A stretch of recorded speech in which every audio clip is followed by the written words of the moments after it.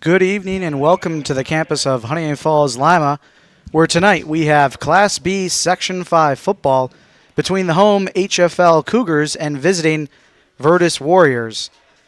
The Vertus Warriors coming to the game 1-6, and the Cougars coming to the game 4-3.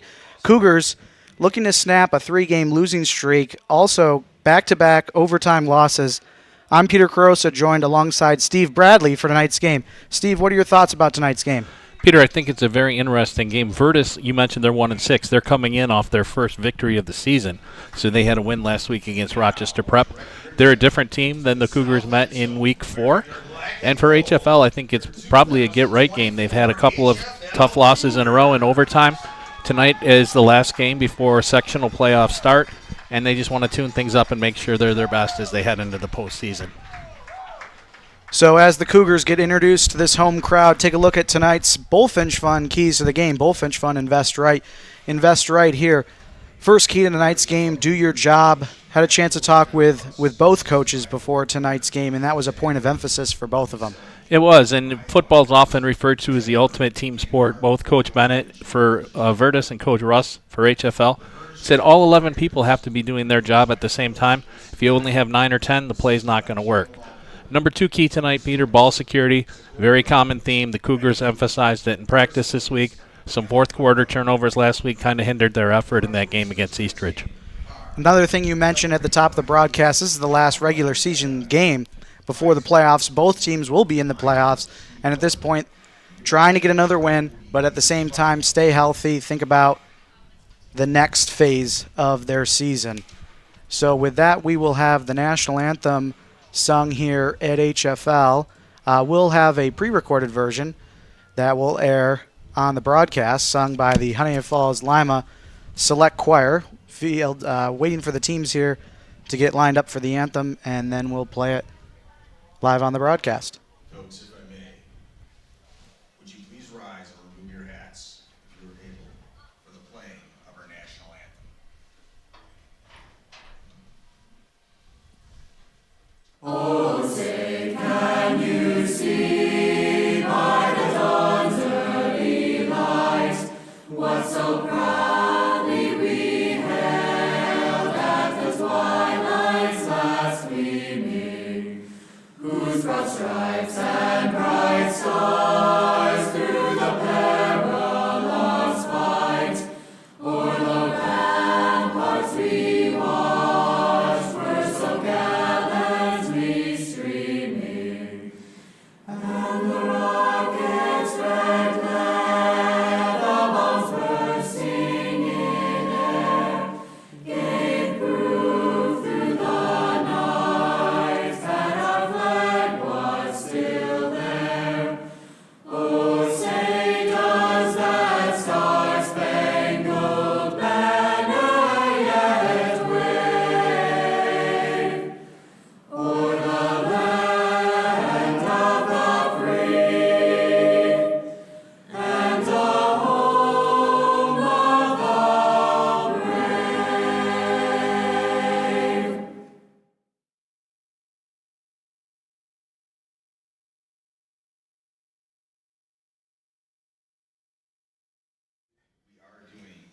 brave? And with that, we are just about ready to get underway here at HFL, just awaiting the coin toss. We are aware of some technical difficulties that we're actively trying to work through here before kickoff, trying to get them resolved here. And enjoy the love of Honeoye Falls. So please, as you go up to get a beverage or something to eat tonight, stop by and buy a ticket for the basket. You never know. Peter, the captain's heading to midfield right now for the opening coin toss for HFL. Number 8, Alex Steinhoff. Number 51, that's Owen Englert. Number 21, Harrison Houle. And number 0, Connor Finn. For the Vertus Warriors, I did see number 7 out there. Said we're actively working through them at this point in time.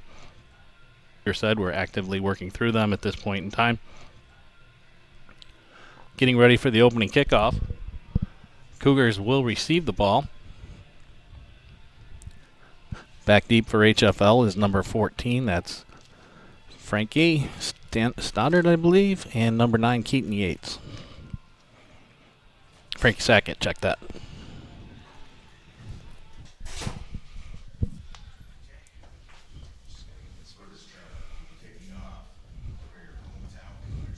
We're doing bare bones graphics, so no starting lineups anymore. We'll just do it regularly.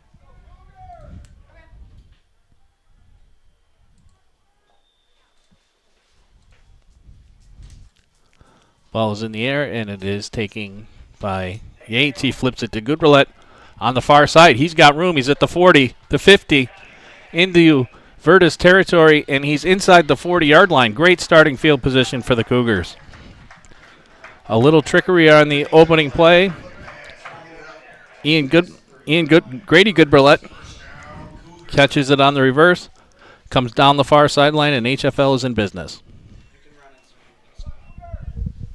So, great start there for HFL.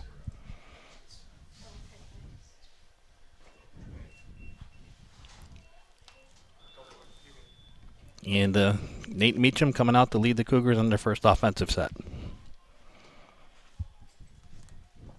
All right, we apologize, folks. Trying to work through some technical difficulties here before the start of this one.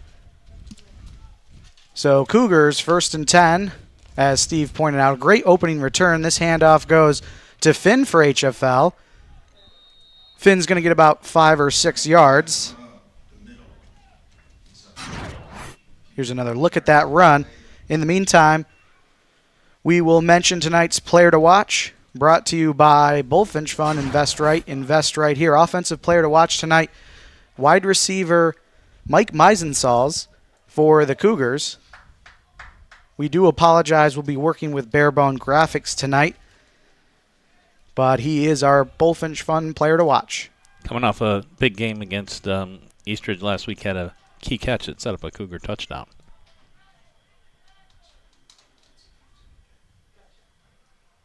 Second and 5. Handoff this time goes to Grady Goodroulette.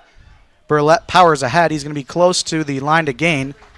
This could be an HFL first down, and it is going to be. That Cougar first down brought to you by HFMP. They have a wide selection of locally fermented foods and vegan options to nourish a plant-based lifestyle. Check out their newly expanded selection after the game. Yeah, and there's Benny Feinberg there on the carry, Peter. He's up, as we mentioned earlier in the season, from the JV team where he was the quarterback, getting some snaps at running back on the varsity. So after the first down, Cougars come back to the line.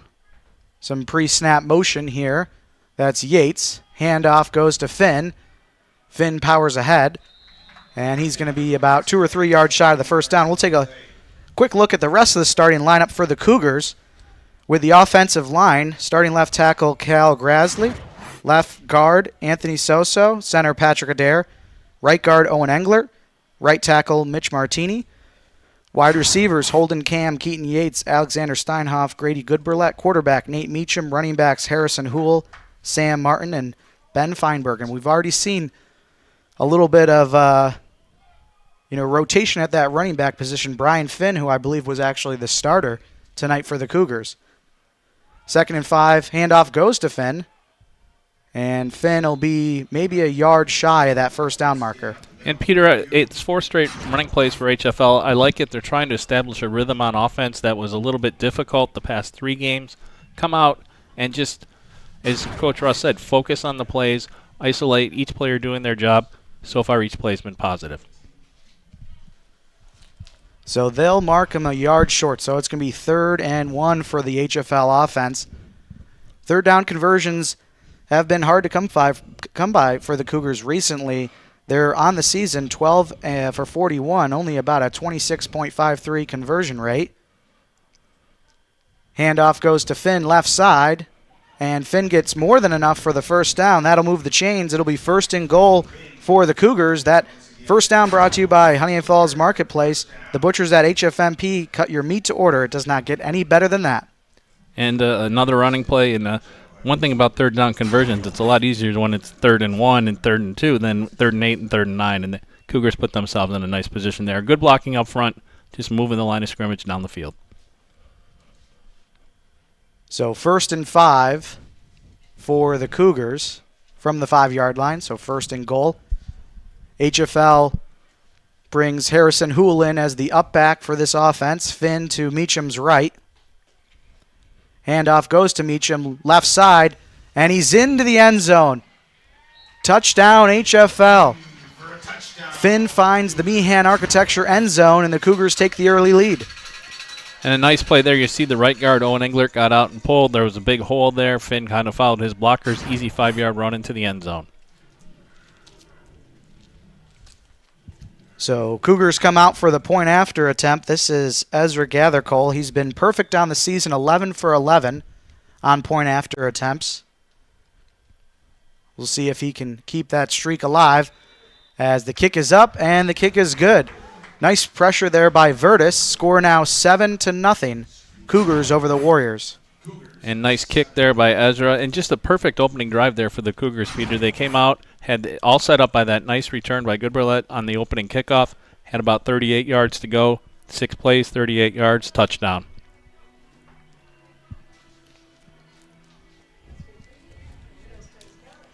When the two teams met earlier this year, Peter, the final score was 35-8.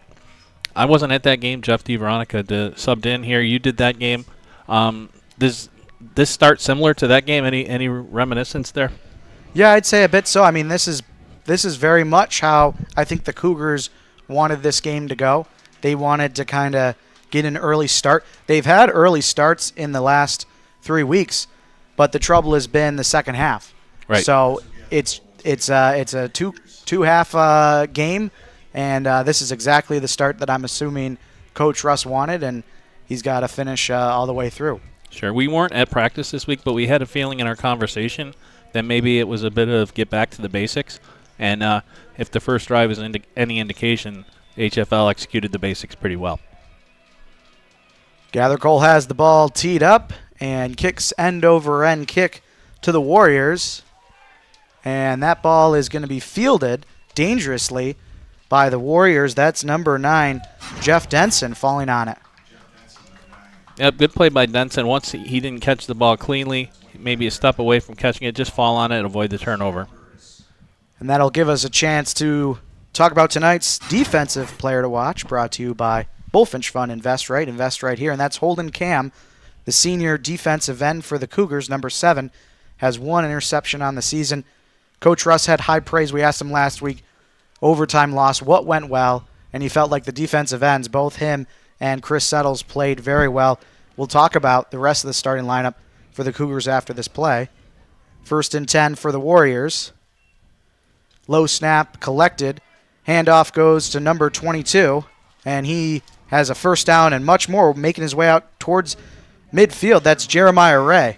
Jeremiah Ray with a nice run. I did talk to Coach O.C. Bennett this afternoon, and I said, who's your top ball carrier? And he said, it's probably number 22, Jeremiah Ray.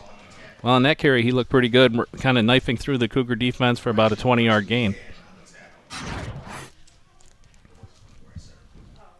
Ray is a senior, Peter. 1st and 10 for the Warriors. This time it's a quarterback keep. Number 2, Holloway. And Holloway will get about 4 yards. And Brian Holloway, the senior quarterback and D-end for Vertus, that was a name that you should remember if you're an HFL fan. A couple weeks ago, he was flying all over the place, making plays on both sides of the ball. Unfortunately, it seemed like it was just the Holloway show, and he didn't have the supporting cast that he needed. But so far tonight, seems like maybe there's some other Vertus players on this offense that'll step up and help him out tonight, facing a 2nd and 7 now. Handoff goes back to Jeremiah Ray, and Ray gets another first down, cuts back inside, reverses his field, works to the far sideline. A lot of green grass in front of him, just one man to beat. Ray at the 10-5, touchdown. The Warriors answer the HFL early score. Jeremiah Ray with an explanation point. What a beautiful run there by Ray. It looked like he was going to be stopped after maybe 7 or 8 yards, Peter, and then he's able to avoid the tackle, spin out of it, cut back across the field, makes a nice move there to get around Steinhoff. And then the last 40 yards, there's one guy that maybe has a chance. He gets a little bit of a block, and then Ray takes it to the house. So the Warriors come out in a 2-point conversion formation. They'll try to take the lead here on this point after play. And no, it's going to be a keeper there by Holloway, and Holloway is going to be well short of the goal line. So the try is no good. So the Cougars hold on to a 1-point lead. We're early here, 6:48 to go in the first quarter between the HFL Cougars and Vertus Warriors. A lot of offense early, Peter, and Coach Russ mentioned to us that Vertus was better than earlier in the season, and that drive, that was 3 pretty solid offensive plays right in a row. And it seems like it's the HFL defense's Achilles is being run on. Yep, and just the other thing that he had talked about too is HFL's goal on defense is to push ball carriers so that they're falling backwards. Right there, they were unable to fly to the football, finish the play. Ray, with that second opportunity, went an extra 45 yards and scored.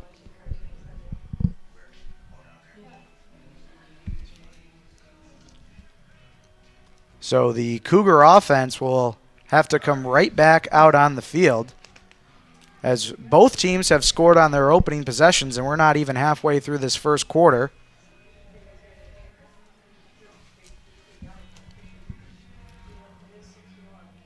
And if you're Vertus, you really like that. You know, you get off the bus, it's your second time here in 4 weeks. It was a tough outcome the first time around. You get scored on the opening drive, and then boom, 3 plays later, it's a touchdown.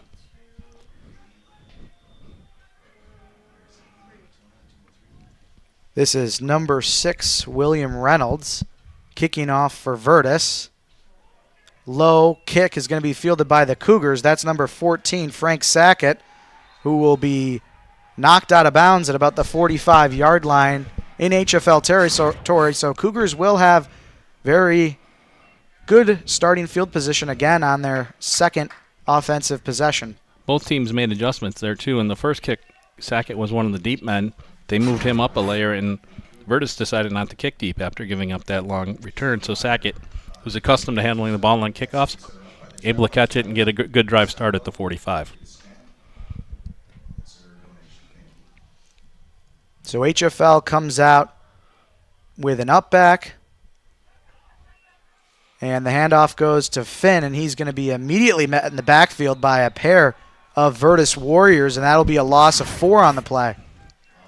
Yeah, that play just never got off the ground. The Vertus defensive line was all over the HFL front 5 and -5 on the play. Not much room for Finn there. Yeah, DeMar Giles came up from his defensive tackle position to make the play in the backfield. Brian Finn had been the recipient of most of the handoffs on that first HFL possession. 2nd and 14 for the Cougars. Meacham to throw. Comes to the near sideline. That's number 9 for the Cougars, Keaton Yates, who will get back the yards lost on first down and maybe an extra 2. Yep, basically a long handoff there, getting the ball into Yates' hands on the perimeter. The Vertus defense had a lot of tacklers in the area. Nice job limiting that to about a 6-yard gain. So it'll bring up 3rd and 8 for this HFL offense. They were able to just run down the field on their first possession. Now in their second possession, they're going to have to probably go to the air here to try and convert. As Meacham is going to get the Cougars a free 5 yards as the Vertus defense gets caught thinking the play's on 1. On the hard count, right, maybe? We've seen Meacham do that a few times this year, and those situations that we talked about, the Cougars struggling to have third down success. 3rd and 3 is a lot easier to convert than 3rd and 8. So now 3rd and 3 for the Cougars. Playbook options change a little bit from 3rd and medium or 3rd and long to 3rd and short. 1 back in the backfield. Believe that's Hool, and it's going to be a design quarterback keep straight up the middle, and that's a first down for the Cougars. That first down brought to you by Honeoye Falls Marketplace. Treat yourself every Saturday with a slow-roasted prime rib dinner with all the fixins from HFMP for only $18.99 each. Nice little draw there by Nate Meacham. Design play, had Harrison Hool as a blocker. 3rd and 3, we've seen Nate get more comfortable carrying the ball as the season's gone on. You mentioned, though, Peter, that's not a play that you probably call 3rd and 8, so the playbook had a few more options, and that one That one worked. Cougars now 2 for 2 on third down. Cougars out in a wildcat formation. High snap. This is going to be a keeper by number 29 for the Cougars. That's Ben Feinberg. We've seen that formation, I believe, the last 2 weeks for the Cougars. And credit there to DeMar Giles, 55, for Vertus preventing that from being a longer play. Coach Bennett, when I asked him today who are 2 of the most improved players on his team this season from the start of camp until today, DeMar Giles was one of them, and Johnny Sousa, number 54, was the other. Giles, you've called his name a couple times, a couple good plays here early already. Cougars on 2nd and 8. Handoff goes to Hoole. And Hoole will get about 6 yards on that carry. Brings up another 3rd and short for HFL. That left side of the line, you see a nice block by Cam. You see a nice block there by number 66 for the Cougars. That's on my other side of the sheet here. 66 is Cale Grasley with a nice block, 6'2", 220-pound junior. That left side's been pretty kind to HFL so far.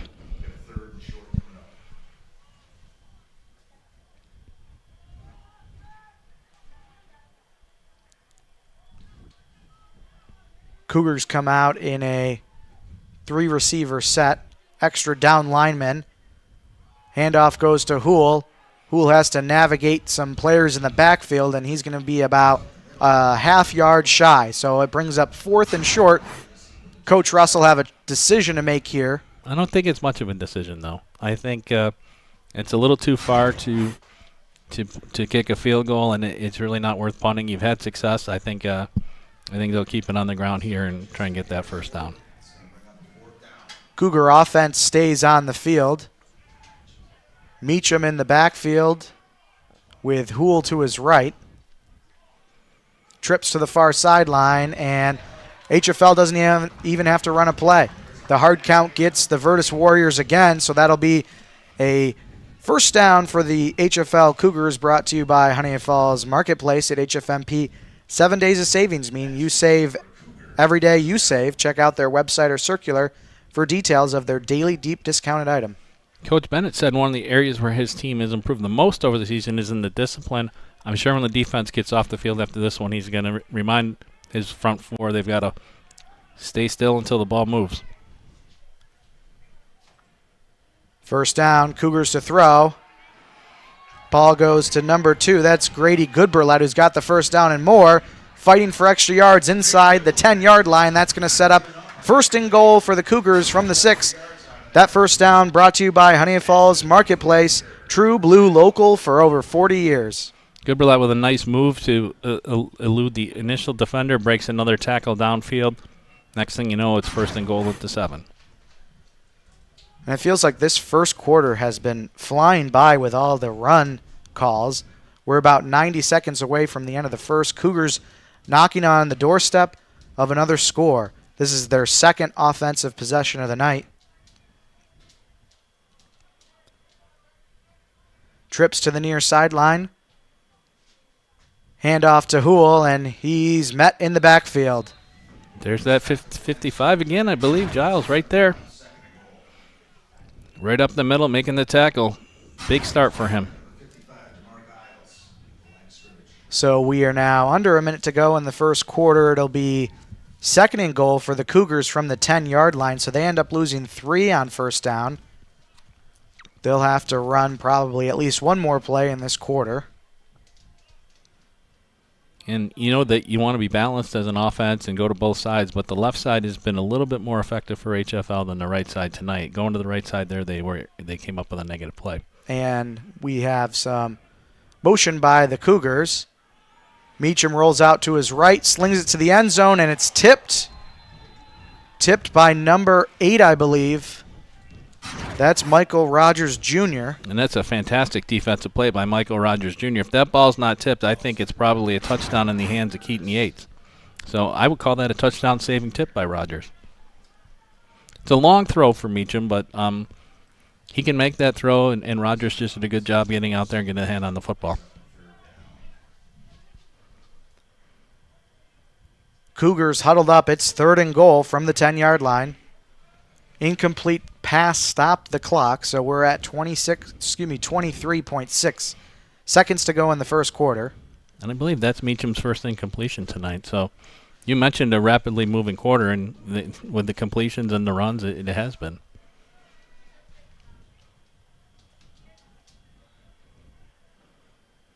Third and goal. Meisensal's in motion. Meacham to pass. Meacham looks, fires over the middle, and that's a touchdown. Number 8, Alex Steinhoff with his 6th touchdown of the season.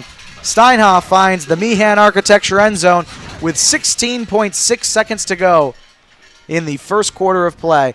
Cougars now 13 over the Vertus Warriors, 13-6. Nice job by Steinhoff kind of finding that hole in defense. And great call by you, because we had to wait and see that he had to get through that defender and make that catch, and good concentration, touchdown, HFL. Gather Cole on the field for the point after. Kick is up. Kick is good. Cougars now 14, Warriors 6. Take another look at that PAT to keep the streak alive. And we'll see the Vertus Warriors offense in a familiar position now, looking to answer the HFL score.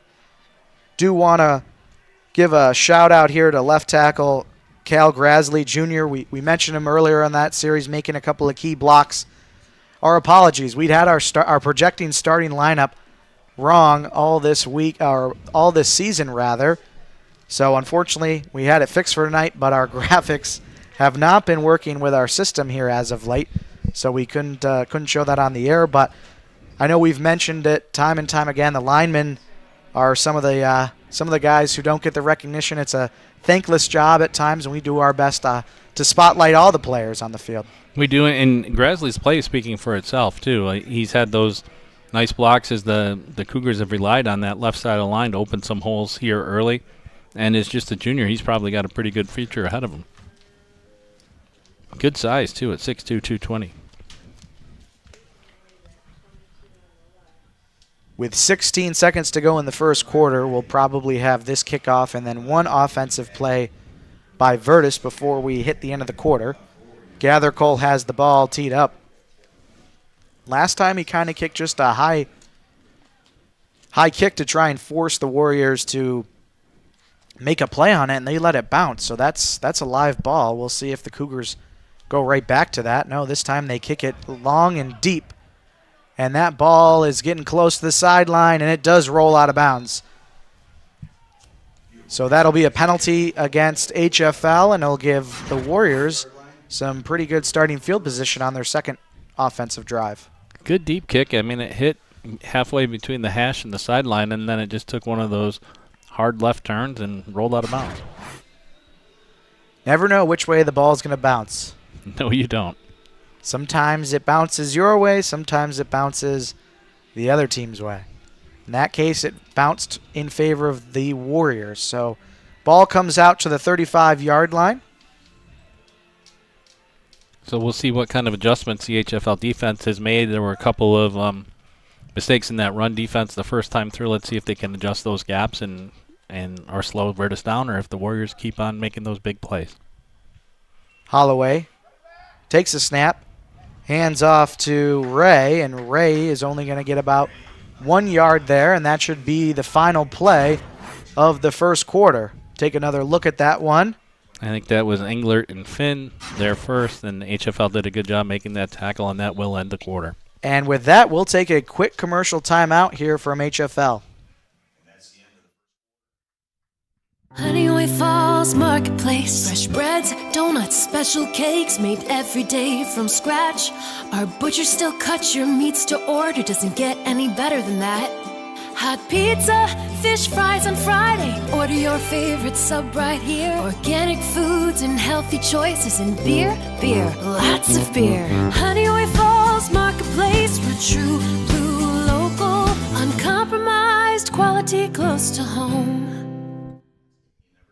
Tonight's game also brought to you by Bullfinch Fund. Fans who are sitting on IRA money that they don't know what to do with, or those who want to take control of their 401k money left at an old employer, should give Bullfinch a call at 624-3150. Did you know a working teenager can become a retirement millionaire just by starting a child IRA? Want to learn more? Call your local mutual fund, the Bullfinch Fund, at 624-3150. Bullfinch Fund. Invest right. Invest right here.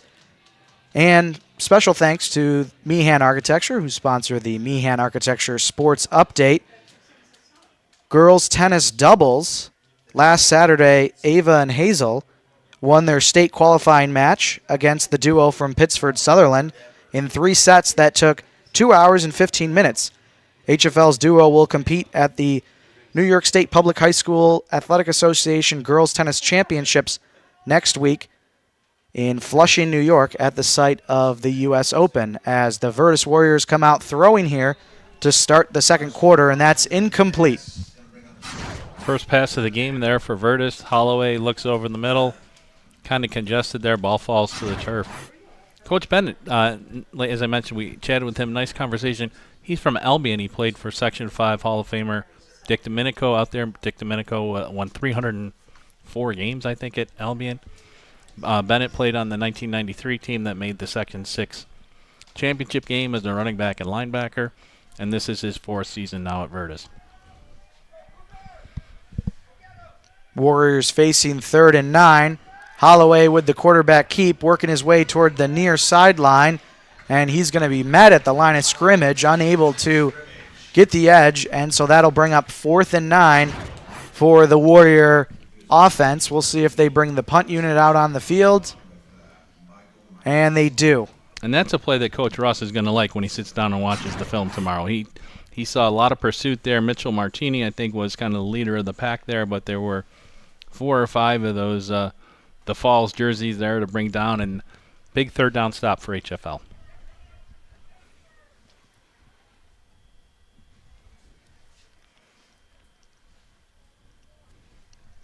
Warriors in punt formation. Punter has to run up to make a play on it. End over end kick goes right to the HFL player. I believe that's Brian Finn, it is. So he'll cover up at his own 40-yard line. You're right, Peter. HFL had some good pressure, and a smart play by Finn just to pick up the ball on one hop, not let it go any further down the field or take the chance of bouncing off a teammate and becoming a turnover. So HFL gets the stop it needs, back on offense for the 3rd time tonight. They scored on their first 2 possessions. Get us to 14 points for the Cougars. And you wonder what the play call will be. HFL has really used the run to set up the pass here. I wonder if with Nate Meacham here, if they're going to maybe lean on the throw a little bit to try and gain some downfield yardage now that they have the lead and the ball. And as you insinuated, Cougars come out empty set. Meacham going to run it, and he's going to be dropped in the backfield. And who other but number 55 for the Vertus Warriors? That's DeMar Giles. Yeah, and he's been doing a good job beating his man at the point of attack. Nothing there for Nate Meacham. HFL does like to spread the field, and obviously you have to count for every receiver out there because they can call an audible and hit a quick pop pass there. I think that was going to be a run for Meacham all the way. There just wasn't any place to go.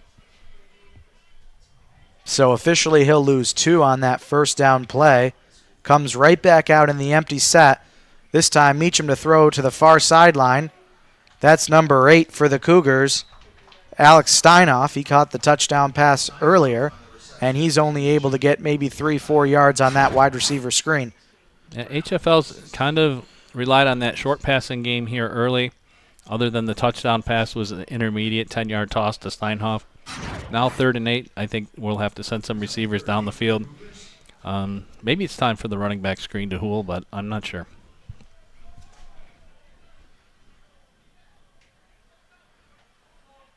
Cougars keep the 5-receiver set So formation on the field, so no running back screen is available here.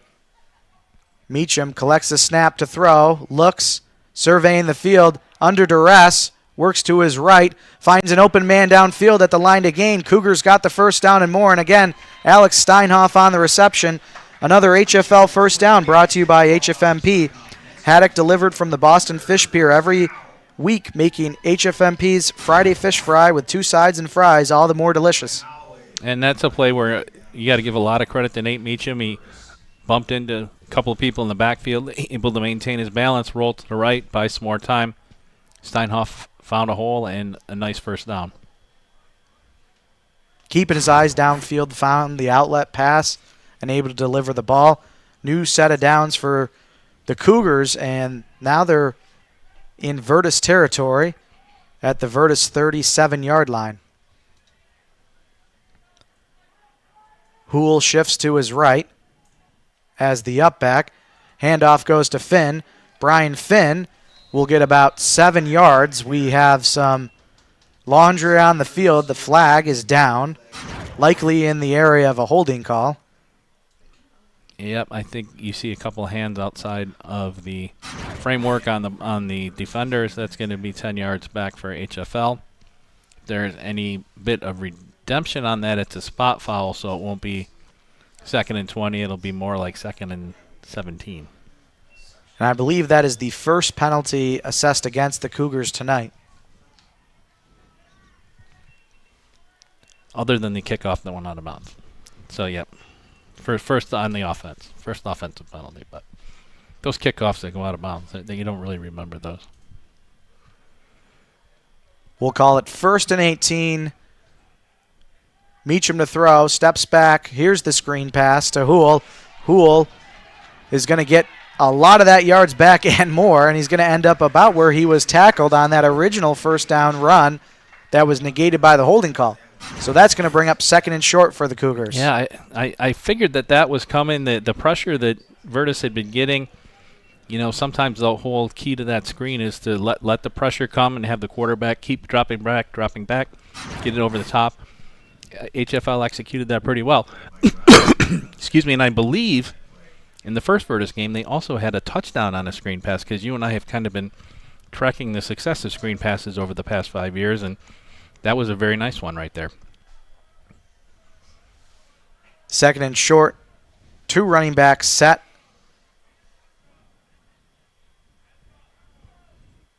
Meacham hands off to Finn. Finn's got the first down, but then stood up by the Warriors. No, wait, maybe they're saying he's short. It looked like he had the line to gain. Hard to tell from the angle, but it's going to be really close.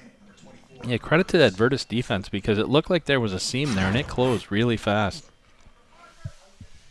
Yeah, so they're going to mark him about a half yard shy of the line to gain, trying to interpolate the angles of the field here. So we'll call it 3rd and 1. 3rd and 1 looks like a 2-back set. And you can see the Warriors have just loaded up the box there. 5 down linemen trying to stop what they expect to be a Cougar run. And it's a pass to the far sideline. That's number 9, Keaton Yates. Breaks a couple tackles to the end zone. Falls in, and that's an HFL touchdown. Keaton Yates finds the Meehan Architecture end zone, increasing that HFL lead. And the Cougars got the look that they must have wanted. The box was loaded up, able to get the quick screen pass out to the wide receiver. And Yates makes a couple key broken tackles and is just shoved into the end zone. Great call by you, Peter, noticing that the 8 men in the box. That I think that may have been a option call for Meacham. Once he looked up and saw that, he knew that the pass to Yates was there for the first down, and a great play by Yates to turn the first down into a touchdown. Point after attempt up and good.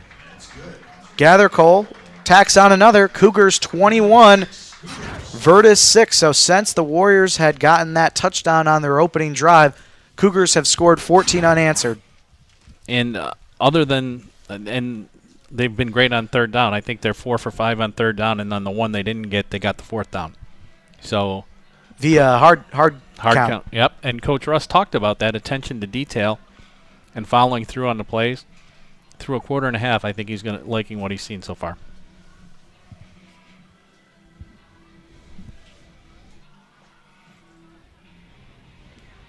You can see special teams coordinator Coach Wise talking to the kicking unit. They went the sky high kick the first time, then they went the deep line drive. We'll see what they elect to do on this kickoff.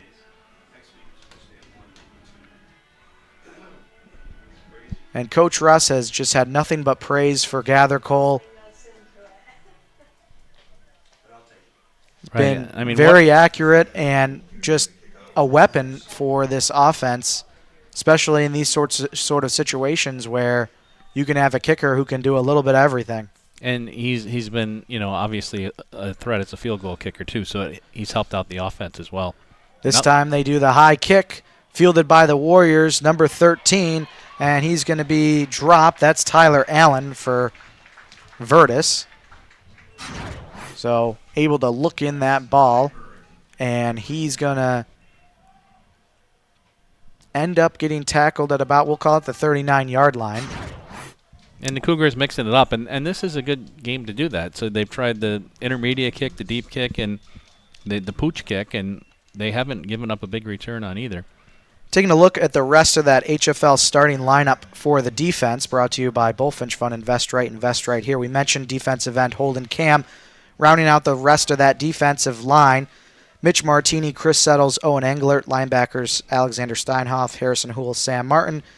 Defensive backs Carson Meehan, Keaton Yates, Grady Goodburlett, and Mike Meisensalz were the projected starters coming into tonight's game, as a handoff goes to Jeremiah Ray, and he will get no yards there on first down.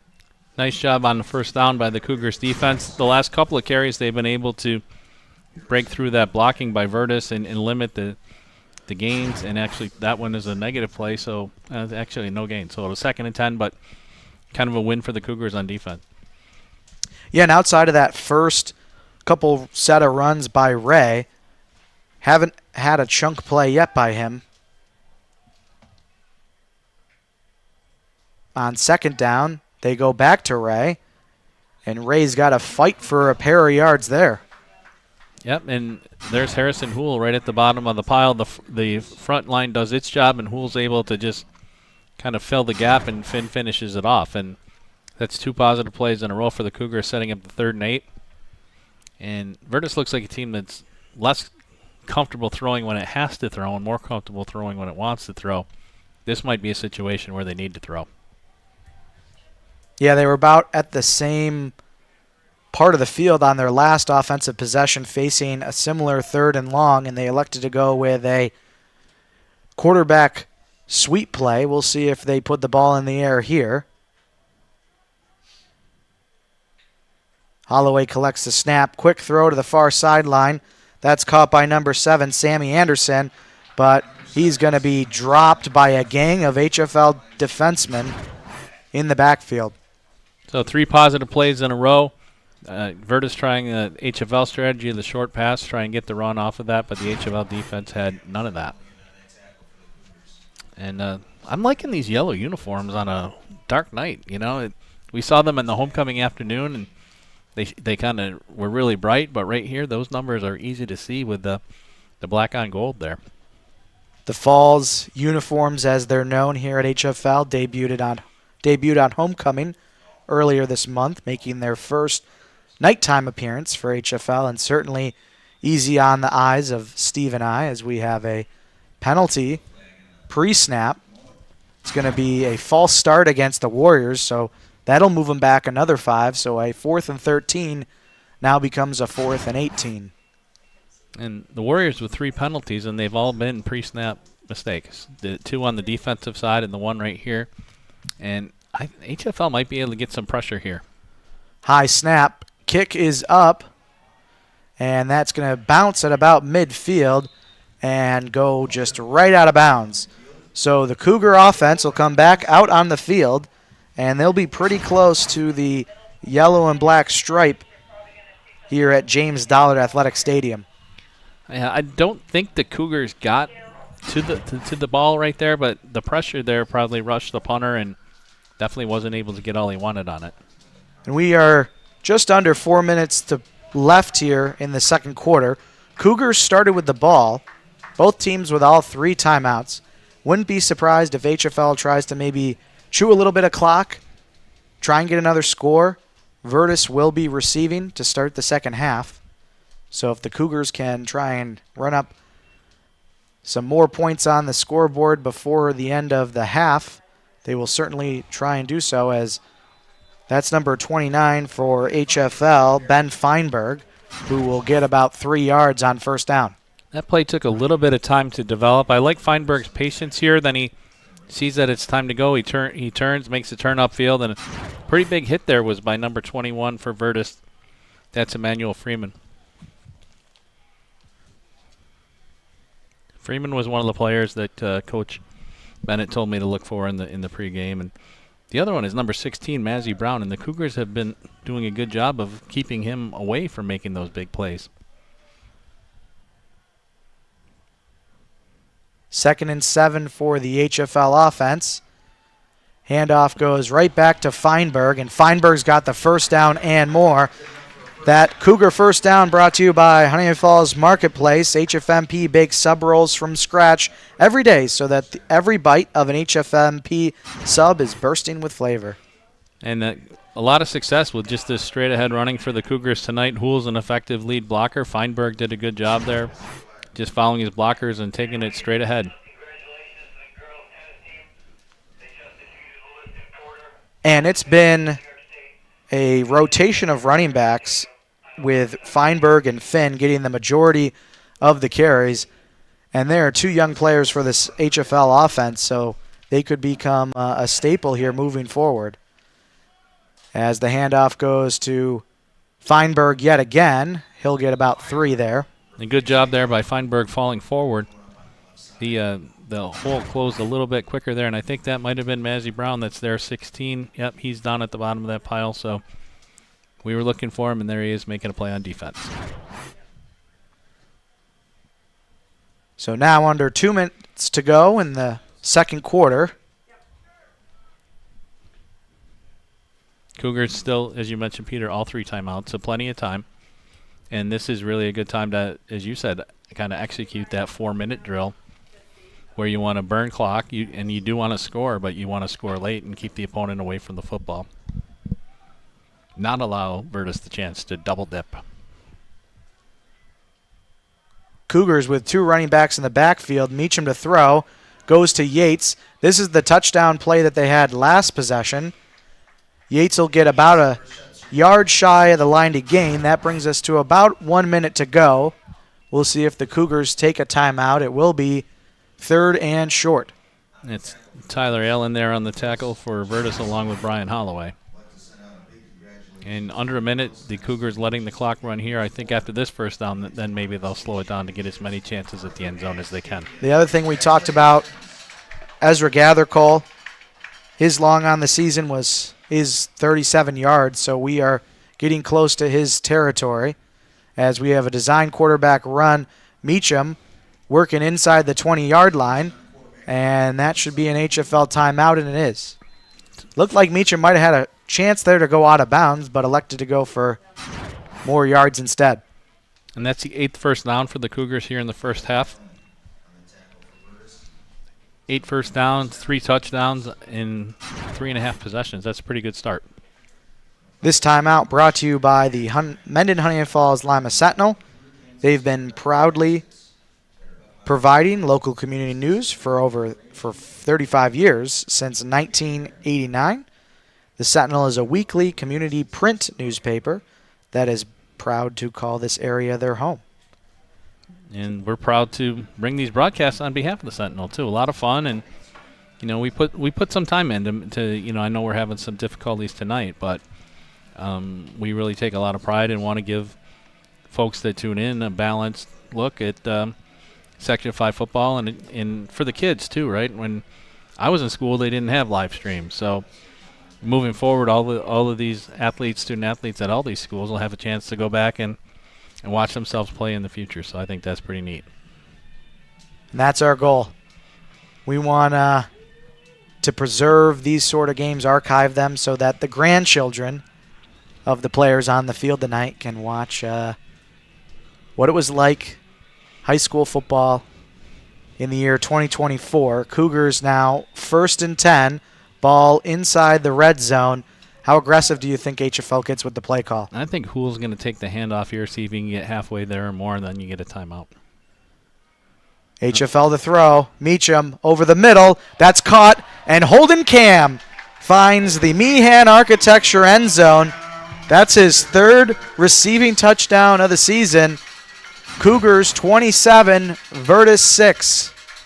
And Great crossing routes there. There were a couple receivers there that opened up the middle of the defense. Holden and Cam had a strong game last week. Came open right near the goal line. Meacham put it on him for his 3rd touchdown pass of the half.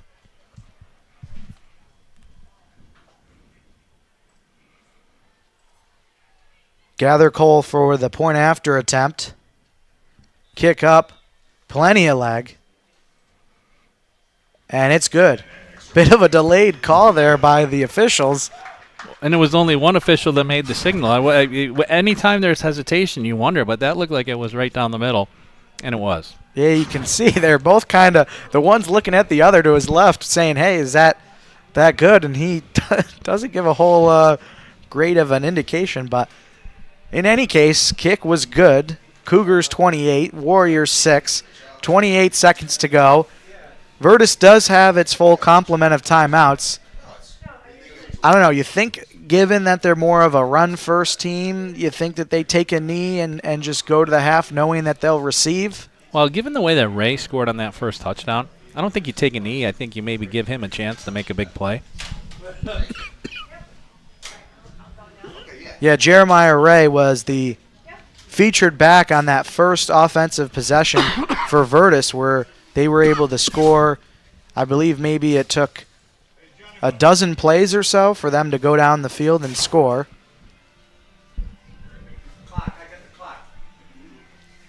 We'll see if the Cougars kick it deep this time. They've alternated short and deep, so theoretically this would be a deep kick if they're keeping that same pattern.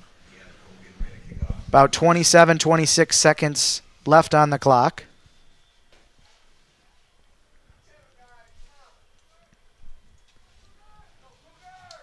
And another short kick.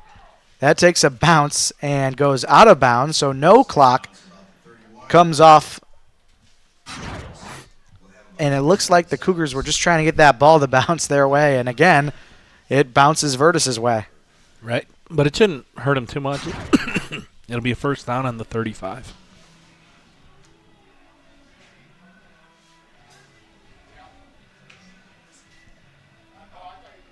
So HFL with only 3 penalties tonight, Peter, and 2 of them are on kickoffs. Pretty clean game, though.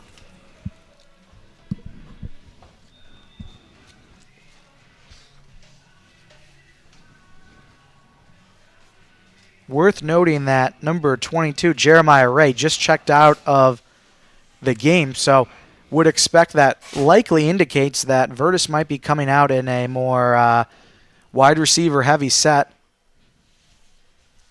as there will be a back in the backfield. That's Israel Fluitt to Holloway's right. 4 receiver set, and the handoff goes to Fluitt, and he'll get about 3 yards. No indication of a timeout called by the Warriors, so that could be the last play of the half if they choose. We might have to do a little homework here at halftime, Peter. I'm seeing number 0 on the Cougars defense, and I'm not. Or is that an 8? I think that's just Steinhoff. That's an 8 that's scrunched up. Yep. So Warriors don't run a play there, so that is the halftime score, 28-6. Cougars leading the Warriors. We'll take a quick commercial timeout, and then we'll be back to talk about the first half highlights and preview the second half of play. Thanks for tuning in to Honeoye the Falls Marketplace. Fresh breads, donuts, special cakes made every day from scratch. Our butcher still cuts your meats to order. Doesn't get any better than that.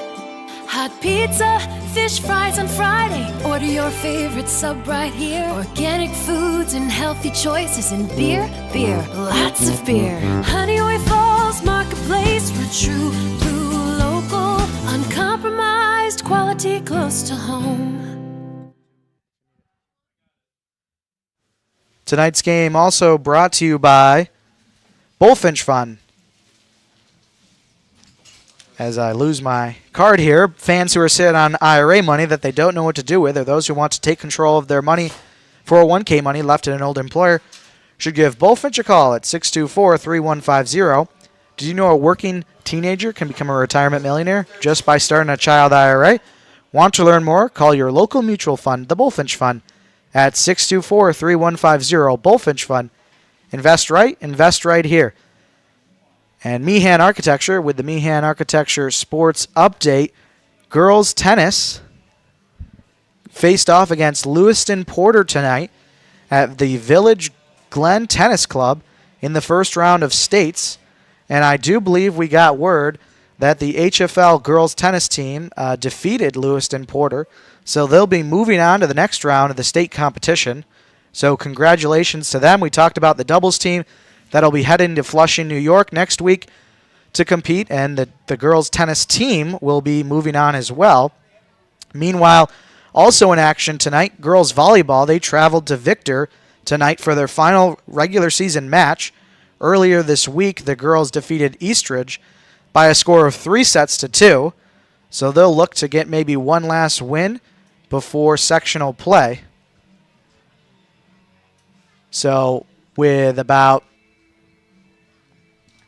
we'll call it about 10 to go here before the start of the second half. We'll take a quick break here at HFL. We'll come back with the first half highlights, break those down a bit, and then we'll discuss what to expect here going into the second half of play. HFL Cougars leading the Vertus Warriors 28-6. You're watching the Mendon-Honeoye Falls-Lima Sentinel live on YouTube. Thanks, and we'll be right back.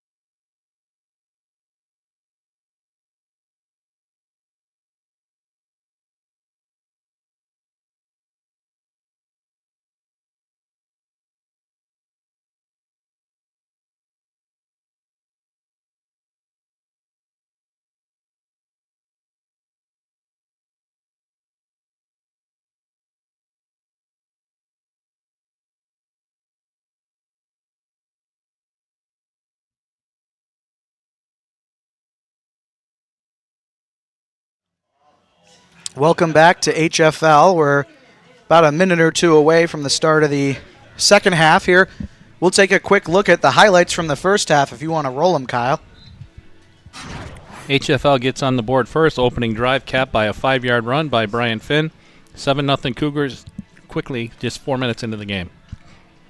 And then it's the Warriors and Jeremiah Ray answering with a 45-yard rushing touchdown. As you can see, Ray reversing field and using his speed to just outrun any of the HFL defenders. And gets that late block from Tyler Allen, I believe, and is into the end zone. And the Warriors went for 2 after their touchdown. Here's that play. They were unable to convert, so that made it 7-6. HFL's next drive, Alexander Steinhoff in the end zone between 2 defenders. Nice catch for a 10-yard touchdown pass from Nate Meacham. The kick by Gather Cole is good. It's 14-6. And then right before, or check that, there was Keaton Yates on a 25-yard wide receiver screen on 3rd and short to extend the HFL lead. And then right before the half, 27 seconds left, Meacham throws a spiral over the middle, caught by Cam, holding Cam at about the 3-yard line, crosses the goal line, makes it 28-6. 4 possessions, 4 touchdowns for the Cougars. Doesn't get much better than that if you're HFL. And as is customary, Peter, Vertus coming back onto the field now. They put 3 minutes on the clock to warm up for the team, so we're about 2.5 minutes away from getting the second half started. So first half, if you're HFL, I know there's a cliche in football after a losing streak and just a rough outing. The term get right game is used a lot. They got it right in the first half. Now, they've gotten a lot of things right in the first half throughout the year. I mean, a 3-score lead. But with sectionals coming up, the margin for error is going to be very small. Class B has just 5 teams, so HFL is on track to have a bye next week. So they would have next week off, and then very likely be playing Eastridge, who they went triple overtime with last week, in a couple weeks. So I think really Coach Russ wants to get as many live reps in as possible, while also that delicate balance of keeping his team healthy. So I think he's going to probably use the third quarter as the gauge, and if Vertus comes out and score and it's 28-14, it's a different outlook than 3 and out and an HFL score 35-6. Then you might pull back. So really, this first drive of the third quarter, I think, is key in how the rest of the game is going to play out. And here's those standings that Steve mentioned. You can see Batavia on top, 51 points, followed by HFL, Eastridge, Vertus, and Rochester Prep. These were the points coming into tonight's contest, and the way that they work, for those at home who don't understand, is they are dynamic points. So they change every week based on every outcome. So, for example, HFL is getting a ton of points for their Week 1 victory against ER Gananda because of how well that they have been playing. Certainly, if they lose a game, then that impacts the amount of points that HFL got for their Week 1 victory. So that's why these things, these equations, these calculations have so many different variables and permutations where it's hard to predict exactly what can happen.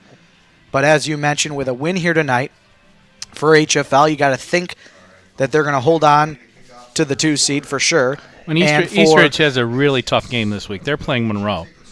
So Monroe has moved up to Class A. We saw how good they were in Class B last year. So I would think that for Eastridge to get a win against Monroe would take a superior effort. So I think there's a really good chance that the Cougars stay put. And if Vertus is able to come out of here with a win, that could vault them up. Right now they're in that 4 spot, which means home field advantage. Right. So I think they have a good chance of – they split with Rochester Prep, so they're really playing for a home game as well. That's a great point. So with 5 teams, we mentioned at the top of the broadcast, all the teams are going to make sectionals. What will happen is next week, the bottom 2 teams will play each other. The top 3 will get a bye. And then I don't believe they reseed. No, so the games for the semifinals will be played at the sites of the number 1 seed and the number 2 seed.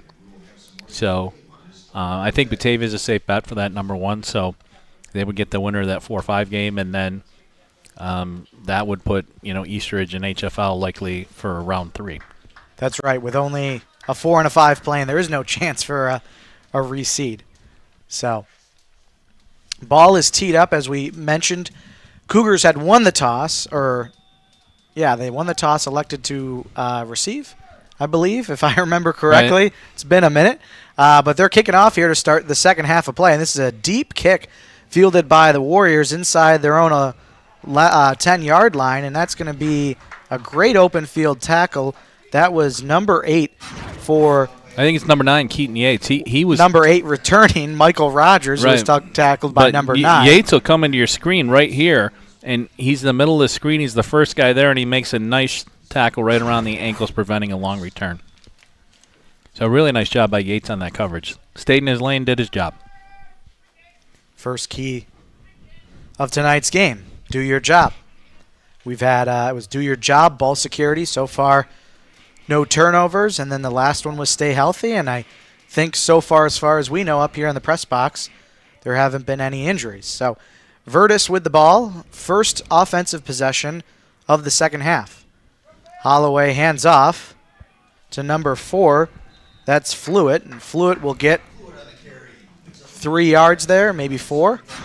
Peter, you mentioned no injuries, though, but let's keep an eye open on Vertus for number 22, Jeremiah Ray. We saw him come off the field late in that first half, and we don't see him in the huddle right now. So hopefully, he was a pretty dynamic player. Hopefully there's nothing serious going on with him. And he had come off the field like during a regular substitution on their last offensive possession before the half. So I don't know if Vertus is just looking to maybe change things up in the backfield, looking for a spark.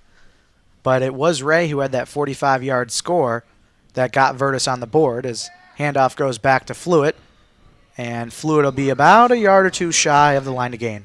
Yeah, Fluid has had a couple of nice runs there. And we do see Ray right by the down marker on the far side. He does have his helmet on, giving his teammates some applause there. So hopefully he's ready to go. 3rd and 1, I think the other takeaway from the first half from the Cougar perspective, they only allowed 1 first down, and it was on the opening drive. So here is Vertus on its opening drive here. 3rd and 1, trying to get that first down. Now it's the Cougars who are loading up the box. They got 5 down linemen here. 3rd and 1, anticipating a run. And it is a handoff to Fluid, and he's going to be dropped in the backfield. I believe that's number 42 for HFL. Brian Finn coming up. Along with Holden Cam, the DN sheds his blocker. Finn's there first, and yet Cam kind of falls on at the end. Most of the credit there has to go to Finn. So 4th and 2. Big play. We mentioned this drive is going to be key to really how the rest of this game plays out. And Vertus keeping the offense on the field, going for it. 4th and 2. They're in the shotgun, so they're going to have to get the 2 plus probably another 4 or 5 yards when the ball is snapped back to the running or quarterback, who will keep it. This is Holloway, and Holloway's got it. Yeah, he got over that 35-yard line, fell forward. They're going to move the chains. Nice job by Holloway. Had a couple of nice lead blocks. Fluid had one. So that'll give a new set of downs to Vertus. So on their opening possession here in the second half, they get a first down on their first fourth down conversion attempt. And Ray's back in the game at the tailback spot, so that's good. And a good play call there by Coach O.C. Bennett to get that first down, keep possession for his club. Handoff goes to Ray. A little bit sloppy on the exchange. Ball's out. Ball is out, and the Cougars have it. Mike Meisenthal on the bottom of the pile. So Ray had the first down, Peter. He had a nice run. Let's take a look at the replay and see if one of the defenders came in and kind of punched it out. You can see the ball was given to him up at his shoulder, but he was able to work it back down. A little bit loose there, not quite high and tight. But I think with Goodberlet on the hit there has really caused the fumble. I'd give them the forced fumble and the recovery to Meisenthal, but big play by the Cougars. Gave up that first down. Next play caused a turnover, first turnover of the game. Midfield starting spot. Let's see if the offense is still sharp.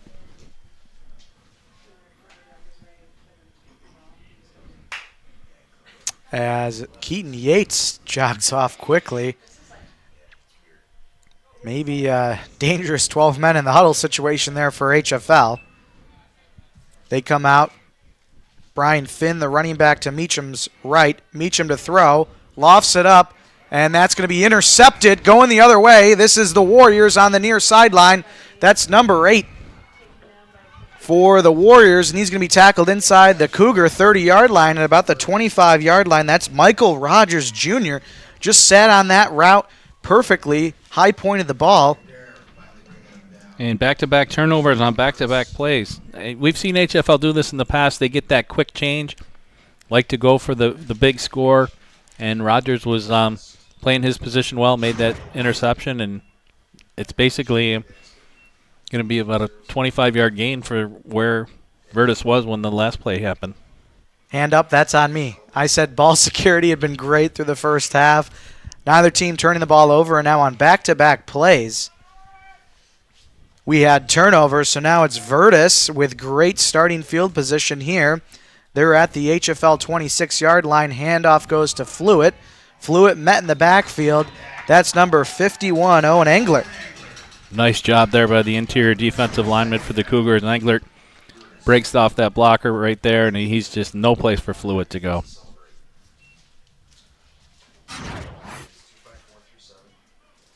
So a loss of about 2 on that play, Peter. So nice response on that first play by the Cougars defense. And you wonder if Vertus tries to throw the ball a little bit more here. Got to try and end up with points when this drive is all said and done. For sure, and there have not been a lot of possessions in this game, so we're approaching the midway point of the third quarter. There's not going to be that many chances to tie this game up, probably. And they do throw the ball out to the far sideline in the direction of number 16. That's Brown. And they had a whole bunch of extra down linemen. And he was in the tight end position, just kind of leaked out of there, was able to get some separation. And Holloway had the right idea to try and drop that one in the bucket, but unable to do so. Brown was named the Class B Defensive Player of the Week, I think, for Week 3, so he's had a pretty good season. Also playing that tight end spot.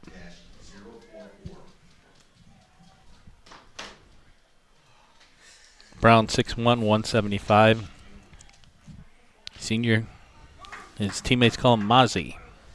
3rd and 12. Holloway to keep it. Holloway gets about 4 or 5 yards, so probably an indication that this is 4-down territory. Probably hoping to get in the neighborhood of 6 yards on that play to cut it in half for 4th down. And I think if you're Vertus, you'll take that. It's a positive play. 4th down, right now, a penalty probably won't get you the first down, a defensive pre-snap. So you've got to get 5.5, 6 yards here, but that's much easier than 12.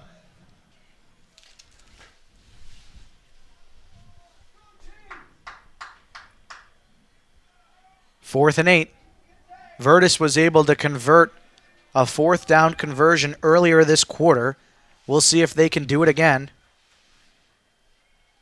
Holloway to run.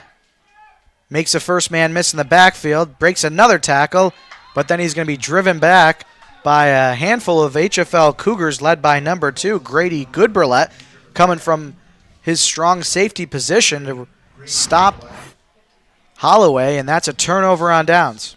Yeah, Goodberlet comes up, crashes the play. You've got Harrison Houle there. You've got Chris Settles. You've got a whole bunch of Cougars there. I think that message about, rallying to the football has been received. So the turnover does not harm the Cougars there. 6:23 to go here in the third. And now I think we'll look for probably a little bit more ball control for HFL on the offensive side here. Try and gain yards, run the clock, and just put this game away. And that Meacham interception came on, I believe, his longest pass attempt of the evening. So we'll monitor to see how aggressive HFL gets throwing the ball as they hand off here to number 51? They gave Englert a carry. Okay, I like that. I like that. And he has some Harrison Houle in him. He lowered that shoulder, and he's been doing a great job blocking and a little bit of reward. Those linemen always love to touch the football, Peter. That was cool. Yeah, I had to do a double check. I was like, is that 21 or 51. And he's still in there, so I believe he might have a couple more chances at a handful of carries as it's 2nd and 6 here for HFL. Handoff back to Englert. Englert left side. He's got the first down and more, showing off the wheels too. That first down brought to you by HFMP. Entertaining at home? Well, Honeoye Falls Marketplace is the exclusive purveyor of wholly sustained raised shrimp located in their frozen seafood department. Check them out. You just wonder maybe how long Owen Englert's been saying, Coach, give me a carry, put me in the backfield. I can do it. And back-to-back nice gains there. Unfortunately, a couple of Vertus players are down after that play. A little bit reminiscent of a couple years ago. Remember when Matt Meacham got hurt practice week? Carson Joint, 3-year starter at center, moves to quarterback to play Wayland Cohocton Dansville on short notice. And he did a nice job too. So, a lot of times what Coach Russ has had to do over the years is maybe some of these linemen have been skill players growing up, but you can only have so many running backs, and you need 11 players on the field. So, I don't know Englert's background, but maybe he was a running back in youth football and just going back to those days now.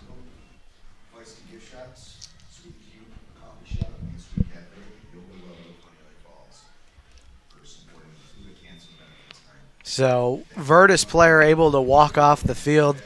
Always a good sign. Englert's still the tailback. So 1st and 10 for HFL. Handoff goes right back to Englert. Straight ahead. He's got the first down and more. He's past midfield, past the 40, before he's driven down inside the Vertus 40-yard line. Owen Englert, another first down run brought to you by Honeoye Falls Marketplace. If you're looking for the brands you grew up with, HFMP has them. What can we say? He looks like he's, just a typical fullback there. Those legs are moving. He's excited, and he's got about 35 yards on 3 carries. And the last 2 plays, it looks like he's just been shot right out of a cannon. And I did a game with Jason Benham last year where McQuaid ran the ball about 50 times, and they kept giving it to John Harding. And Coach Benham once said, why would you change? And I think Coach Russ is doing that again with Englert. And he fumbled. Ball's out. This is recovered by Vertus past midfield. And this is another lineman showing off his running skills. Believe that was number 63. No, not 63. Didn't catch the number there. We'll get it on the second play. 69, I think. And that would be Braden Young-Williams, the junior. Watching a lineman for HFL move the ball down the field, and he says, hey, I want to try me some of that. So HFL back-to-back turnovers. Yeah, and you feel bad because Owen was on quite a roll there, and then the turnover. But he showed he's got some burst and had some fun. Now he's probably got to go back to being a defensive lineman and get some work done there. And he's back at his D-tackle spot. 1st and 10, Vertus again starting in HFL territory, but Holloway is going to be dropped in the backfield, and that's Owen Englert making the stop. And maybe there's a little bit of I just had a mistake on my last play. I want to make up for it, so he really burst off the line, got in there low, and made sure Holloway didn't go very far.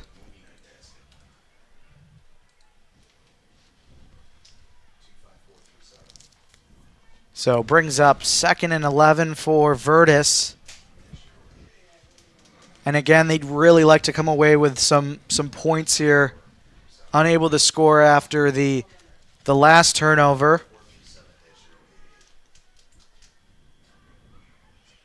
Holloway to throw, looking, throws it over the middle, and incomplete. Going for number 13, Allen, on that play. Allen looked like he had a step on the defense, but ball was just a little bit out of his reach. Owen Englert, 5'9", 205. So that's in some schools that's running back size. Here at HFL, that's lineman size.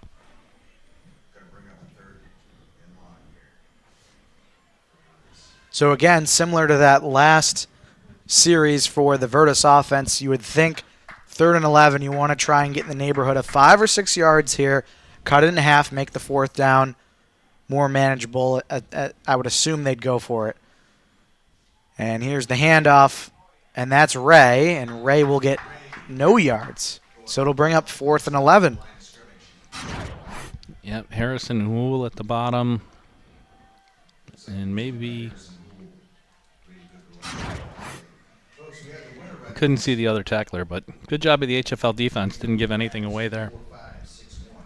And as expected, it looks like Vertus offense staying on the field.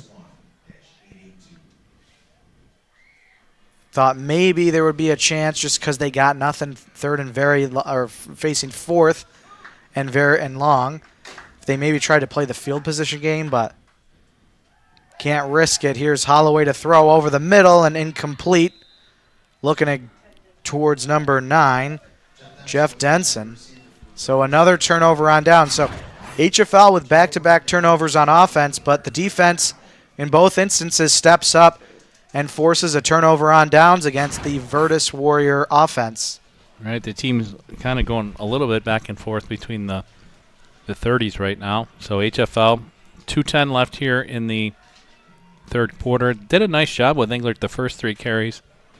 The ground game's been effective. I think that we're going to see a lot of the ground game from here on out. And it looks like Owen Englert might still be in the backfield. Looks like that's 51 back there.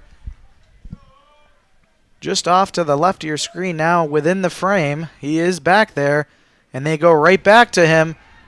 And Englert is stood up at the line of scrimmage. I believe that was number 2, Brian Holloway, the quarterback. Right, and I like that they're giving Englert a chance there. I mean, the fumble was a tough play, and it's the HFL coaching staff saying, "You're our guy. We believe in you."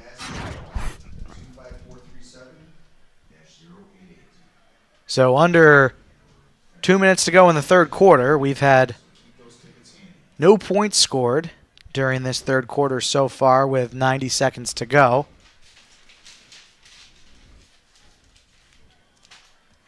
And Owen Englert with 5 carries in a row for the HFL offense the last 5 plays. As Meacham gets Meisensall into the slot to the near side. And here's a pass to Steinhoff on a wide receiver screen. Steinhoff stiff arms the first man, spin move over midfield. So it'll bring up third and medium for this HFL offense. Nice job by Steinhoff. You know, short pitch and catch right at the line of scrimmage, met by the defender, stiff arm as you called.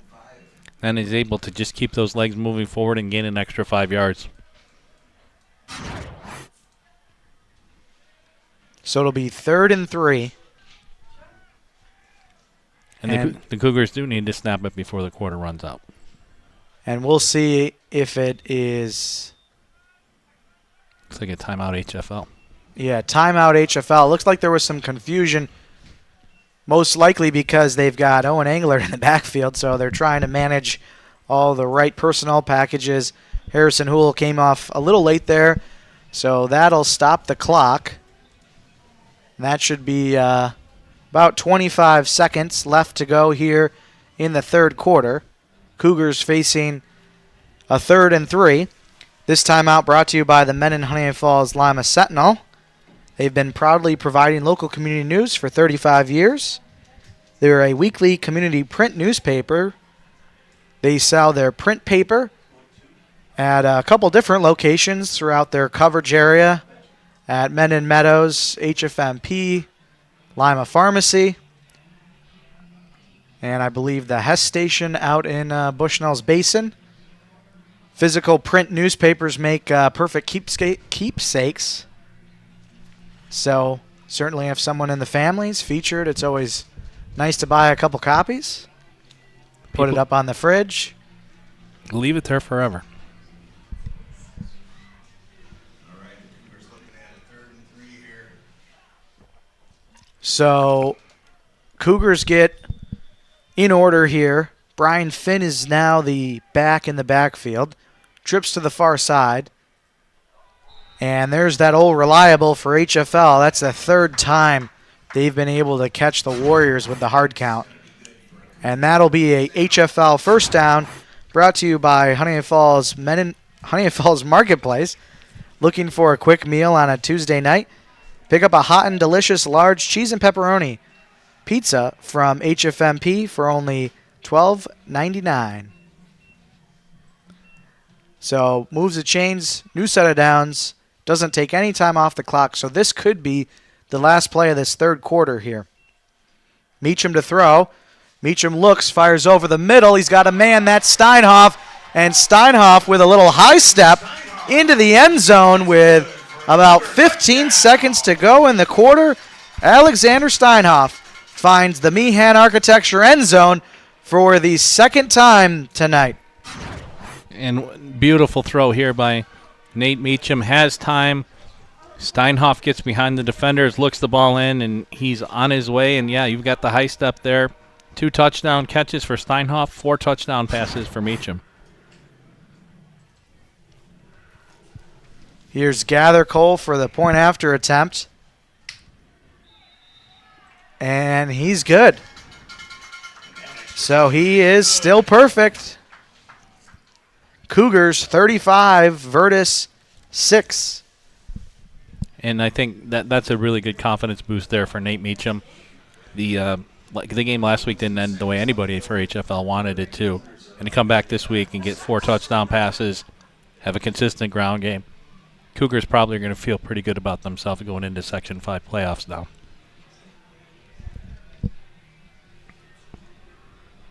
And staying as a 1 through 3 seed. They're Right. going to get the bye week. So one of the things we didn't mention tonight, they are without starting offensive lineman and defensive lineman August Youngstrom.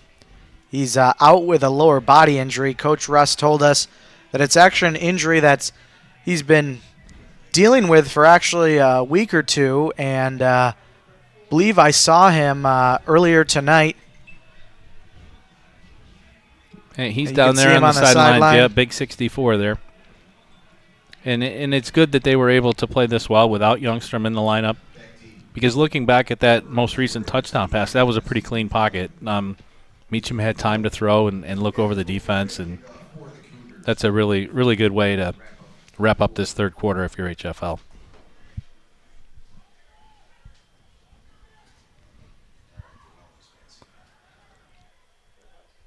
So Gather Cole has the ball teed up.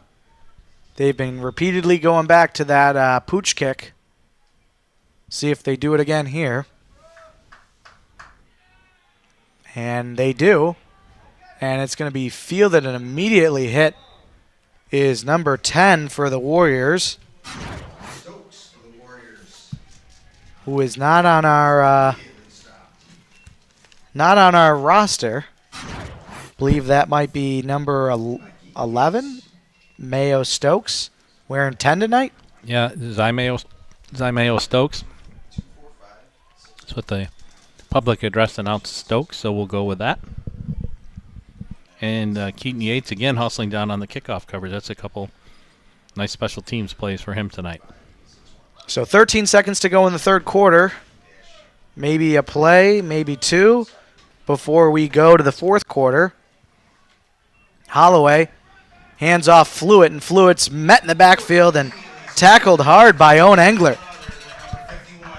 Owen's having himself a game tonight. I mean, we kind of chuckled the first time he carried the ball, but he did a really nice job. But he's been in the Vertus backfield as many times as he was in the HFL backfield, and that's pretty good when you're a defensive tackle. And that's the quarter, so we'll take a quick commercial timeout. Honeoye Falls Marketplace. Fresh breads, donuts, special cakes made every day from scratch. Our butcher still cuts your meats to order. Doesn't get any better than that. Hot pizza, fish fries on Friday. Order your favorite sub right here. Organic foods and healthy choices. And beer, lots of beer. Honeoye Falls Marketplace. We're true blue local. Uncompromised quality close to home.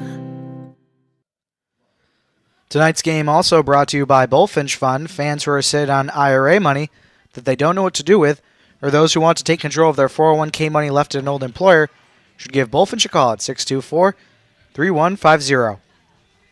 Did you know a working teenager can become a retirement millionaire just by starting a child IRA? Want to learn more? Call your local mutual fund, the Bullfinch Fund, at 624-3150. Bullfinch Fund. Invest right here. And the Meehan Architecture Sports Update. Cheerleading competed in the Monroe County Championships last night. Bianca and Lexi were named to the first team all-county list.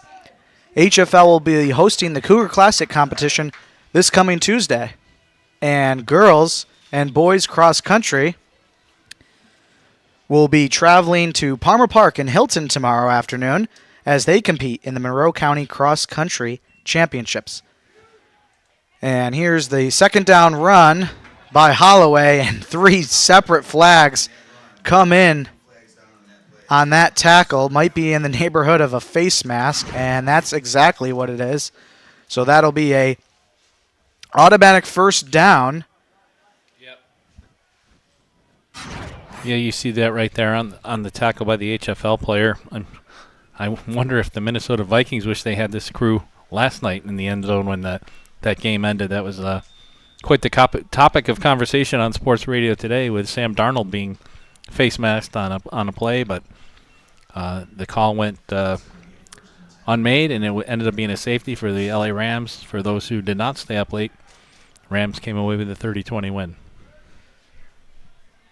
So NFL updates aside, that's a first down for the Vertus Warriors.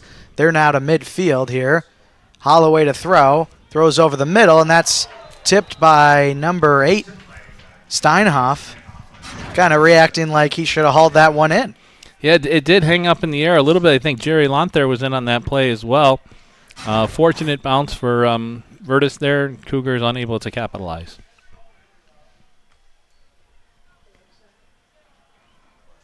So the incomplete pass will make it 2nd and 10 for Vertus, as you mentioned, Jerry Lonther. Subbing in, a couple other substitutions, it looks like, in that defensive backfield for the Cougars. And Jerry, I believe, is one of the seniors that was honored last week. Good to see him getting some minutes here tonight. As handoff goes to number 20 for the Warriors. Julian Tyndall. So another change at the running back position, trying to get somebody else involved, see if they can provide a spark here in the fourth quarter.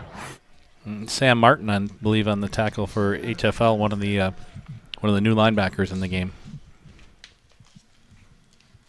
No, Sam Martin, he's a starting outside linebacker. It looks like the linebackers remain intact, although Steinhoff, I believe, was subbed out.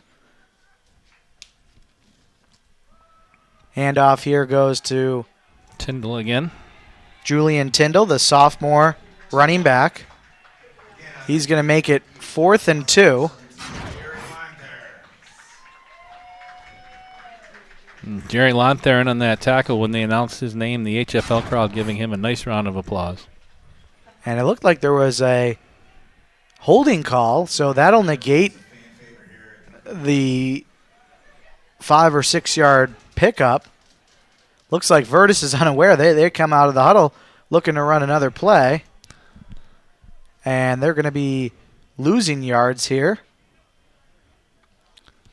Yeah, if that's a hold, it's probably a spot foul, so the infraction must have occurred right down near the first down. So it goes from 4th and 1 to 3rd and 11.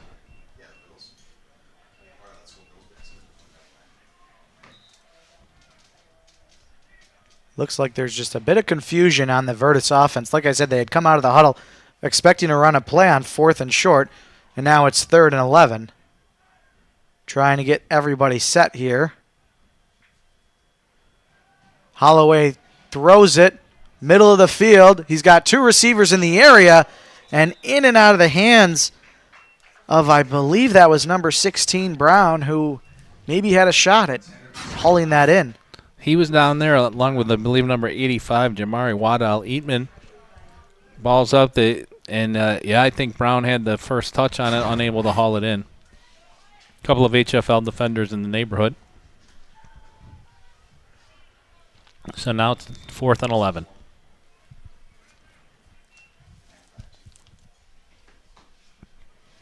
Warriors in the huddle, trying to convert a 4th down. They converted a 4th down on their opening possession of the second half, but since they've been, I believe, 0 for 2.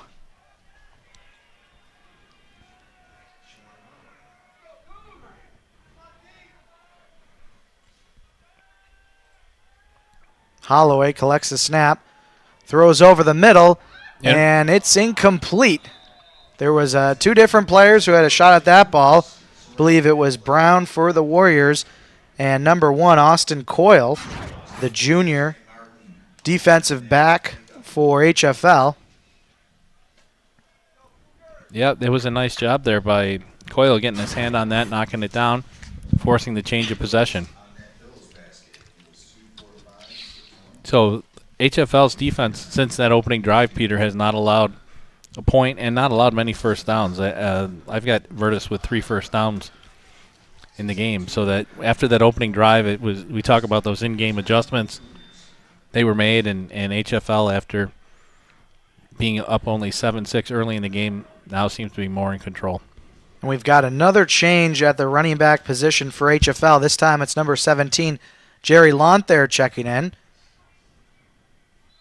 Pre-snap penalty looked like Holden Cam on the near sideline, maybe a little bit too eager for that play. Yeah, everybody knew it was going to Jerry. They wanted to make sure they got him a good block and left it a little bit early.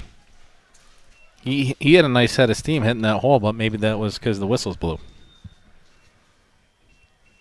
So they'll mark the Cougars back 5, 1st and 15 now.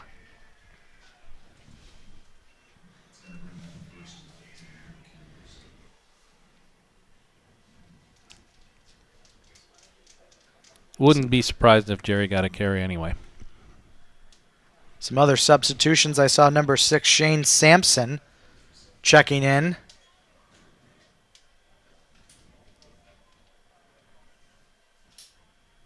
Lonthair in the backfield. He'll shift to Meacham's right. And the handoff goes to Lonthair straight ahead. And Lonthair will get maybe 6-7 yards there. Yeah, nice play. Probably the same call, just to the opposite side. And the HFL running game that play has been working all night. So if a certain play has been working all night, Coach Russ is not afraid to go back to it. And all the linemen tonight, too, have done a really good job. You know, the physicality, controlling the line was another point of emphasis. It wasn't necessarily something we discussed. But the HFL has been much more physical tonight at the point of attack, done a nice job controlling the line of scrimmage.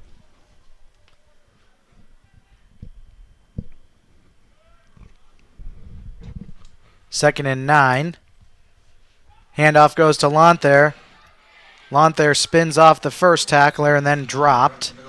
Gain of 3, maybe 2 yards. So bring up 3rd and 7 for this HFL offense as they look to just chip away at the clock as we approach the midway point of the 4th quarter. Right, and Lonthair's got to be happy, right? He's gotten a couple of touches, made a nice play on defense.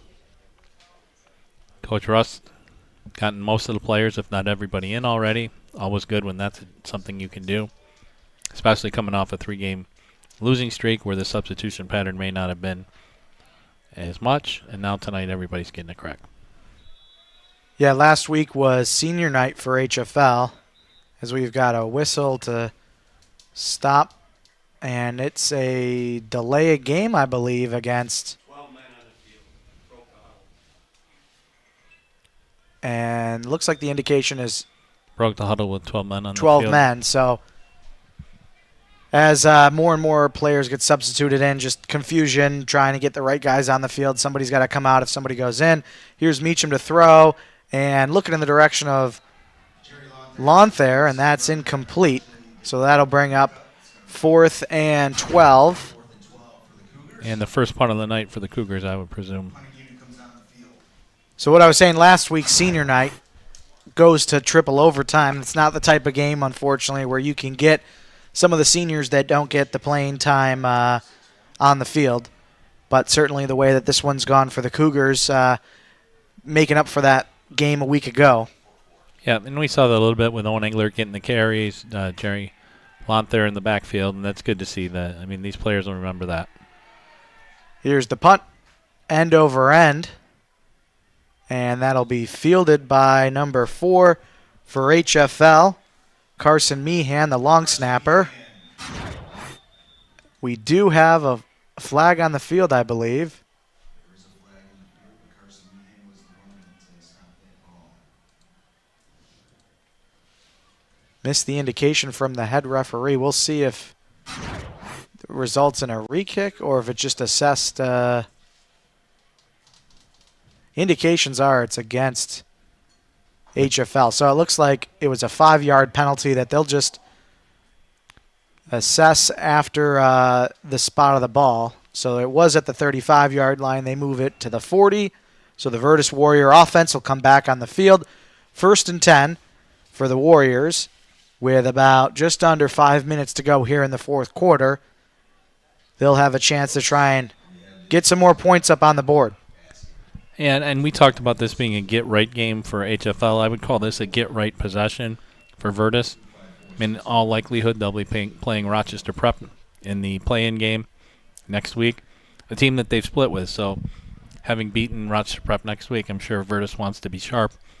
And that first Rochester Prep game was the final was 8-6, whereas last week they 33-6.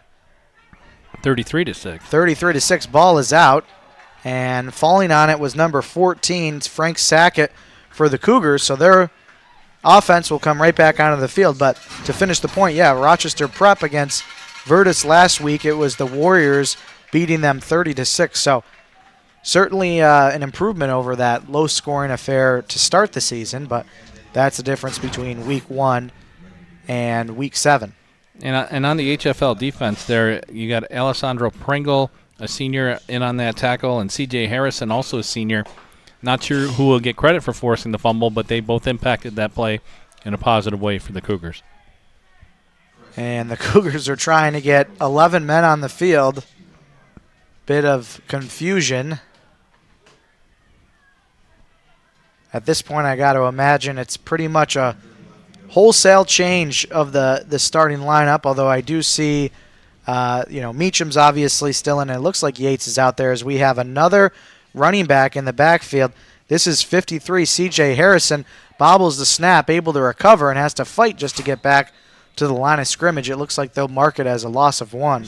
Right, and notice C.J. right there at the beginning, the exchange, the mesh point, if you will, was not clean, but he was able to secure the ball and fall forward, and now he can tell everybody that he played running back in high school. So C.J. Harrison checks out of the game. And it looks like Jerry Lonthair back in at running back.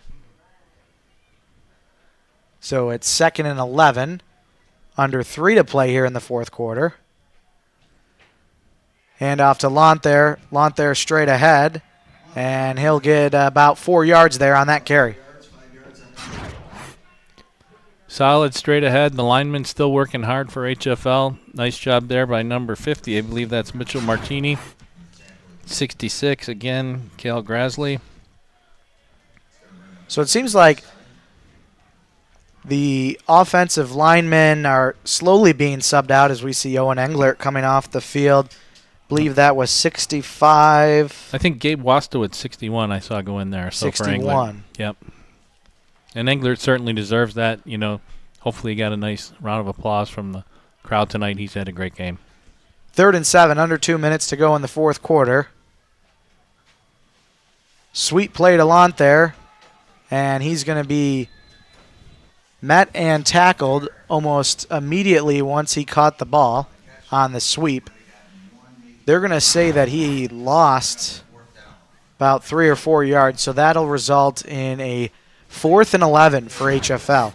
And it looks like the Cougars are going to keep the offense on the field, run another play, take us under a minute, and depending on the outcome, it'll either be Vertus ball or HFL could be in position to take a knee.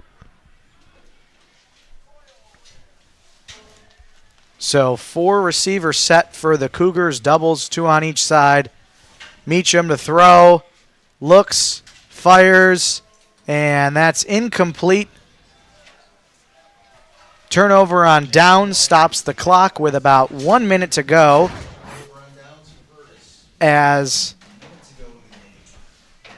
The Warrior offense will come back on the field. We'll see if they try anything or if they're content with just maybe handing the ball off a couple times here before heading back home. So with that, that'll kind of lead us into talking about the next 2 weeks. With a win tonight for the Cougars, that'll lock them into, I believe, the 2 seed, and they will have a first-round bye in the sectional playoffs, and then they will host, In all likelihood, Eastridge. who will be the 3 seed. And we all know how good that game was last week. And there's a high likelihood that the Sentinel will be able to potentially broadcast that home semifinal round playoff game. So be sure to follow along over the next 2 weeks to see if we'll be broadcasting that game live. We have in the past in partnership with the Section 5 Broadcast Network. And as for Vertus, they will finish the season 1-7, and they will Most likely play Rochester Prep. They will next likely play Rochester Prep, but I'm not sure if they will be playing them as the home team or as the visiting team, as Vertus Warriors have to run one last play here. And just to give a shout-out to Vertus Senior, that's number 32, Darnell Santos. He came in and was a quarterback the last play, got a carry. And there we have the last play of the game on the handoff to Julian Tyndall. So there's one last look at the last play of the game. Final score, Cougars 35, Vertus 6. Kyle, if you want to roll the highlights from just that second half of play here before we close out. Special thanks to our crew tonight, operating the camera, Chris Carosa, instant replay, Kyle Chaparino, and Ave Jackson on the graphics. So we'll see if we can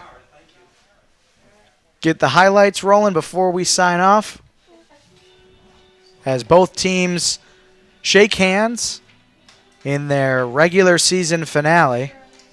And HFL, Peter, finished with a 5-3 record. 4-0 the first half of the season. Got that one win tonight to steady the ship here in the second half of the season. And here is the touchdown to Yates. That's late in the second quarter. 6:24 to go. Short screen pass, breaks the tackle, takes it in. That actually gave HFL a 21-6 lead at the time.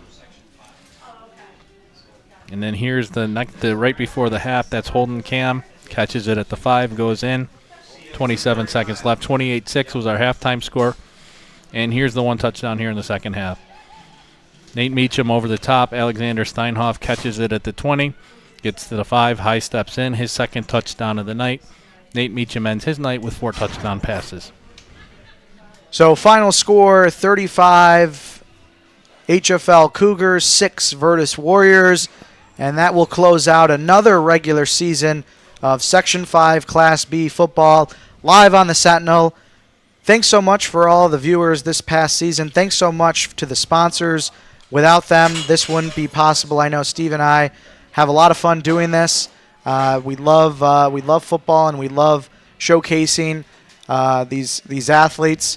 So again, stay tuned to see if the Sentinel will be broadcasting the semifinal game that HFL will be hosting.